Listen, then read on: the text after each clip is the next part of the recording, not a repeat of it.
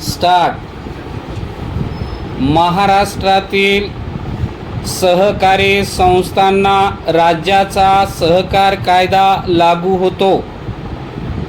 काही सहकारी बँका, पतपेढ्या इत्यादी बहुराज्यीय असल्याने त्यांना राज्याचा कायदा लागू न होता फक्त केंद्राचाच बहुराज्यीय सहकार कायदा लागू होतो.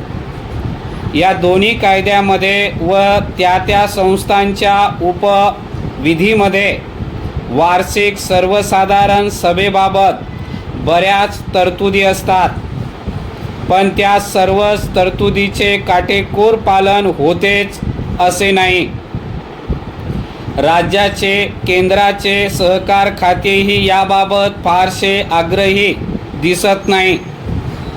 त्यामुळे अनेकदा समान कायद्याखाली चालणाऱ्या सहकारी संस्थांच्या विषय पत्रिकांमध्ये सुद्धा वैविध्य दिसते. सहकारी बँकांच्या बाबतीत रिझर्व्ह बँक आणि नाबार्ड सारखे नियामक सुद्धा सहकार कायद्यातील या तरतुदीच्या काटेकोर पालनाबद्दल आग्रही दिसत नाहीत. त्यामुळे काही संस्थांमध्ये वार्षिक सभा या जणू सभासद मेळावे वाटाव्यात अशाही प्रकारे होताना दिसतात. परिच्छेद. जून ते सप्टेंबरमध्ये सहकारी बँका आणि पतपेढ्यांपासून ते हाऊसिंग सोसायट्यांपर्यंत सगळ्यांच्या वार्षिक सभांचा काळ असतो. आपल्या देशात सहकार क्षेत्रात महाराष्ट्र राज्य अग्रणी आहे.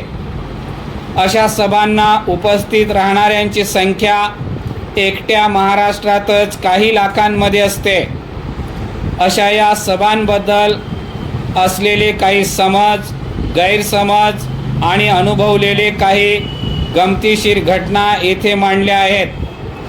हा लेख प्रामुख्याने सहकारातील पतसंस्था, मोठ्या संस्था यांना डोळ्यासमोर ठेवून लिहिला असला तरी त्यातील अनेक मुद्दे अन्य सहकारी संस्थांसाठीही तितकेच लागू आहेत.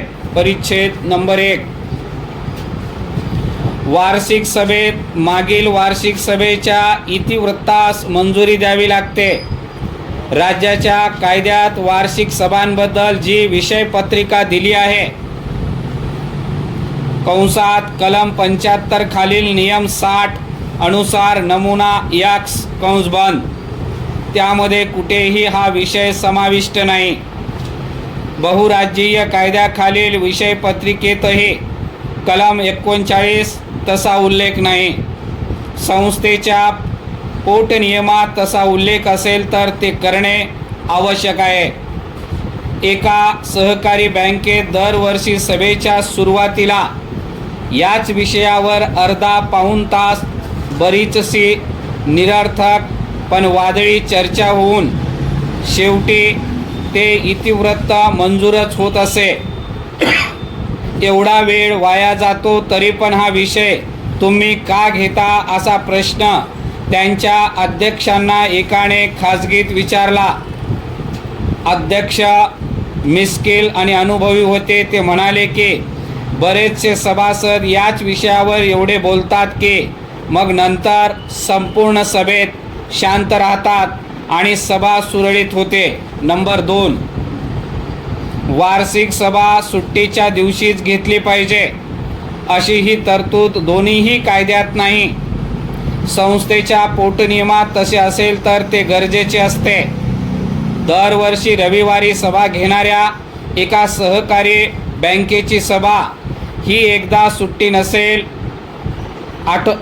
आडवारी होणार होती असे का केले म्हणून जराशी अनौपचारिक चौकशी केली तर बँकेच्या अधिकाऱ्याने सांगितले की यावर्षी नफा खूपच कमी झाला असून लाभांशही प्रस्तावित केलेला नाही, त्यामुळे उपस्थिती कमी राहावी अशीच इच्छा आहे. परिच्छेद नंबर 3.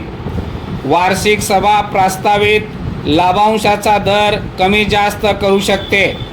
राज्य कायद्यानुसार संचालक मंडळाने प्रस्तावित केलेल्या लाभांशाचा दर वाढविण्याचा अधिकार वार्षिक सभेला नसतो.